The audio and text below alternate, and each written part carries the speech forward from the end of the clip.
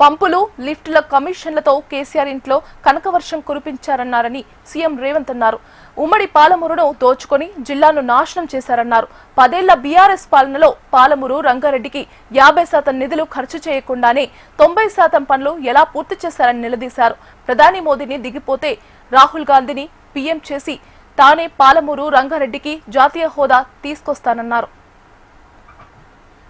ఖర్చు పెడితే కేసీఆర్ ఇంట్లో కనకవర్షం కురుస్తుంది కాబట్టి 27,000 కోట్లలో అధిక భాగము పంపులకు లిఫ్టులకే ఇచ్చి పంపులు లిఫ్టుల 1,000 కోట్ల రూపాయల కమిషన్లు కొల్లగొట్టి ఒక్క ఎకరా కూడా నీళ్ళు ఇవ్వకుండా ఎక్కడిదక్కడ వదిలేసిపోయిండు.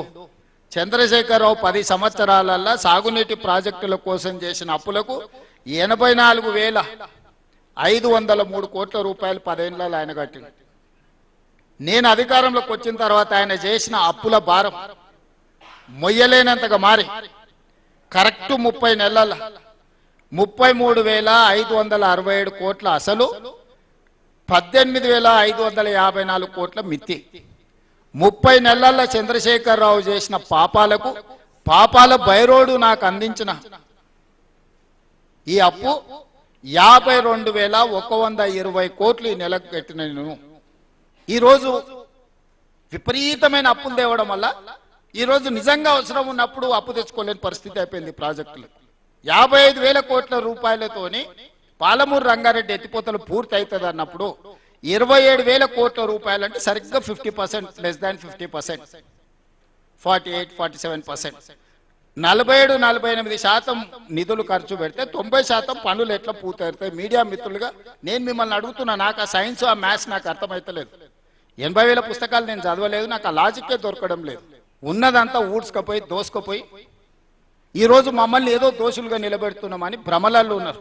ఈ జిల్లాకు 26 లక్షల ఎకరాల నీళ్లు ఇవ్వడానికి అవసరమైన పనులను నిధులను సంపూర్ణంగా సమకూర్చడానికి ఈ 2 రోజులు పని చేసినాము. ఈ 2 రోజులు తిరుగుతున్నాం. రాబోయే రోజుల్లో ఇంకా వేగంగా భూసేకరణ చేస్తాం, పనులను చేస్తాం, అవసరమైన నిధులను విడుదల చేస్తాం.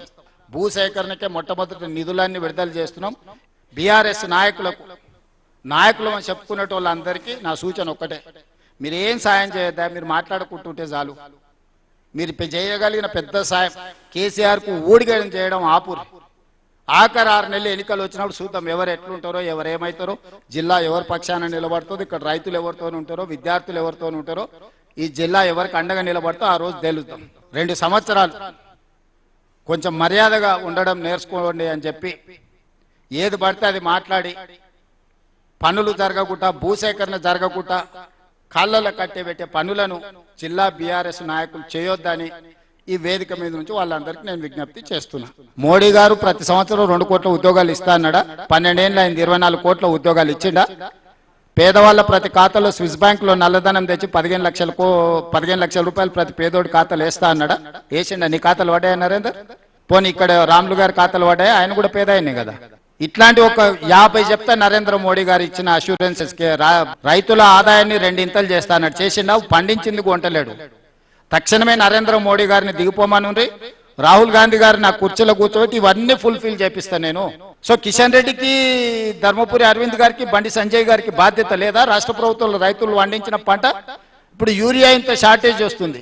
మన రాష్ట్రంలో ఉన్న రామగుండం యూరియా మనకి ఇవ్వకుండా పక్క రాష్ట్రాలకు ఇస్తారు. ఇది న్యాయమా? పోనీ వీళ్ళ చేతగాంతనం కాదా? 3 సార్లు అయిండు నరేంద్ర మోడీ ప్రధానమంత్రిగా. మీరు జవాబు చెప్పకుండా మేము ఏదైనా ప్రశ్నిస్తే మీరు దిగిపోండి మేము చేస్తామని. నరేంద్ర మోడీ గారిని దిగిపోమని ఇమ్మీడియట్ గా రాహుల్ గాంధీ గారిని కూర్చోబెట్టి రాష్ట్రంలో పాలమూరు రంగారెడ్డి ఎత్తిపోతల పథకాన్ని జాతీయ ప్రాజెక్టు ప్రకటింపజేస్తా.